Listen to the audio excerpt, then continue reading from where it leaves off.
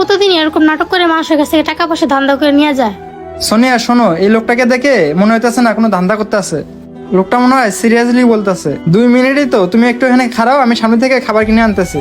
আরে জীবন, তুমি কি পাগল হয়ে গেছো নাকি? কত বড় কোম্পানি থেকে আমাদের ইন্টারভিউ চান্স এসেছে, কি তুমি মিস করতে চাও? আর তুমি কি না ফকিরটার জন্য শুধু শুধু সময়টাকে নষ্ট করতেছ? এখনো বলতেছি ভালো করে তাড়াতাড়ি চলো, না কিন্তু আমাদের ইন্টারভিউটা মিস হয়ে যাবে। দেখো সোনিয়া, বুঝতে পারলাম আমাদের লেট হয়ে যাচ্ছে, কিন্তু ওই মানুষটার মুখের দিকে একবার তাকিয়ে দেখ, মানুষটাকে কত অসহায় মনে হচ্ছে। মাত্র তো 2 মিনিটের ব্যাপার, চল না আমরা সামনে ওই দোকানটার থেকে কিছু খাবার এনে পরে এই লোকটাকে দিয়ে ইন্টারভিউ দিতে যাই। শোনো জীবন, তোমার যদি এই সময় নষ্ট করতে ইচ্ছা হয় তাহলে তুমি এখানে থাকো, আর আমি ইন্টারভিউ দিতে গেলাম।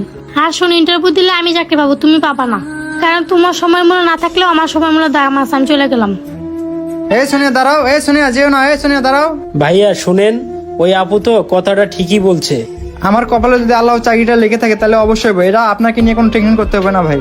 তুমি 2 মিনিট ওয়েট করো, আমি তোমার জন্য খাবারের ব্যবস্থা করতেছি। যাই তাড়াতাড়ি কিছু খাবার কিনে নিয়ে আসি। যাই হোক, খাবারের তো ব্যবস্থা করতে পারলাম, এখন এই খাবারটা লোকটাকে দিয়ে তাড়াতাড়ি করে আমার ইন্টারভিউ দিতে যাইতে হবে।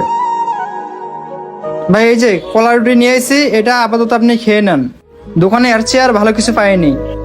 ভাইয়া তুমি আমার জন্য দোয়া করো আজকে যাতে আমার চাকরিটা হয়ে যায়। আর যদি আমার চাকরিটা হয়ে যায় তাহলে তোমাকে আমি আরো সাহায্য করব। ভাইয়া আপনাকে অনেক ধন্যবাদ। আমার মতো রাস্তার ফকিরের জন্য আপনি অনেক কিছু ভাবতেছেন। সত্য কথা বলতে কি ভাইয়া, আপনার কাছে আমি অনেক ঋণী থাকলাম। ভাইয়া এখানে ঋণী হওয়ার